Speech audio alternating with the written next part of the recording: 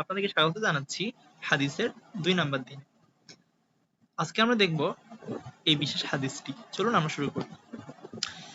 কি বলা হচ্ছে দেখুন যে আন আবি আব্দুর রহমান আব্দুল্লাহ ইবনে উমর ইবনুল খাত্তাব, মানে আবু আব্দুর রহমান আব্দুল্লাহ ইবনু ওমর ইবনুল খাত্তাব রাদিয়াল্লাহু আনহুমা হতে বর্ণিত।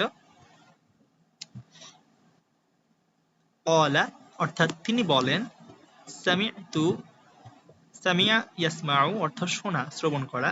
তাহলে সামি'তু মানে আমি শুনেছি, রাসূলুল্লাহ সাল্লাল্লাহু আলাইহি ওয়াসাল্লাম অর্থাৎ আমি রাসূল সাল্লাল্লাহু আলাইহি ওয়াসাল্লাম থেকে শুনেছি, ইয়াকুল তিনি বলেন, ক্বালা ইয়াকুলু মানে বলা, ঠিক আছে। এখানে যেমন আমরা দেখলাম ক্বালা, সেটাই আমরা এখানে ইয়াকুল হলো। তিনি কি বলেছেন, বুনিয়াল ইসলামু আলা খামসিন, অর্থাৎ এখানে ইসলাম মানে তো ইসলাম, আর আলা খামসিন মানে হচ্ছে, খমস মানে পাঁচটা, ঠিক আছে। আমরা খামসা খামসি করার জন্য পাঁচটা আঙ্গুল লাগে, এটা মনে রাখতে পারেন। খমস মানে পাঁচ, অর্থ হচ্ছে বুনিয়াল ইসলাম, আমরা বলি না বুনিয়াদ, তো এটা মূলত গঠিত, ঠিক আছে। তো অর্থ আমরা এরকম করতে পারি যে পাঁচটি জিনিসের উপর ইসলামের বুনিয়াদ রাখা হয়েছে। কি কি আমি যদি একটু মিশাই দিই তাহলে আমাদের বুঝতে সুবিধা হবে। কি কি আছে আমাদের এখানটাতে? একটা হচ্ছে শাহাদাত, একটা কি শাহাদাত, শাহাদাত। আরেকটা হচ্ছে আমাদের সলাহ, আরেকটা হচ্ছে যাকাহ, আরেকটা হচ্ছে হজ, আরেকটা হচ্ছে সওম বা সিয়াম, যেটাকে আমরা বলি বহুবচনে, অর্থাৎ রোজা বলি যেটাকে আমরা বাংলাতে।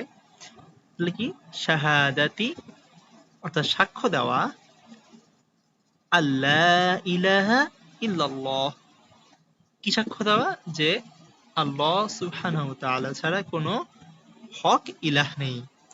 ওয়া আন্না এবং মুহাম্মাদার রাসূলুল্লাহ, মুহাম্মদ আল্লাহর রাসূল সাল্লাল্লাহু আলাইহি ওয়াসাল্লাম। তাহলে এক নাম্বার গেল হচ্ছে সাক্ষ্য দেওয়া যে আল্লাহ ব্যতীত সত্য কোনো মাবুদ নেই এবং মুহাম্মদ আল্লাহর রাসূল সাল্লাল্লাহু আলাইহি ওয়াসাল্লাম।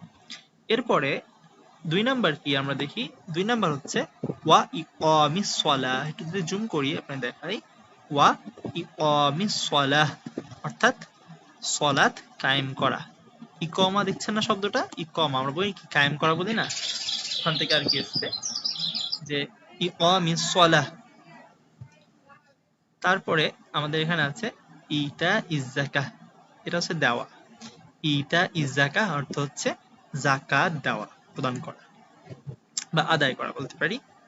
তারপর কি আছে ওয়াহাজ্জিল বাইতি অর্থাৎ হজ আদায় করা, তাই না? এখানে বাইত আছে, বাইত শব্দ হচ্ছে ঘর। হাজ্জিল বাইত মানে হচ্ছে আমরা কোন ঘর বুঝতে পারছি, আল্লাহর ঘর কাবা, তার মানে আল্লাহর ঘরে হজ করা।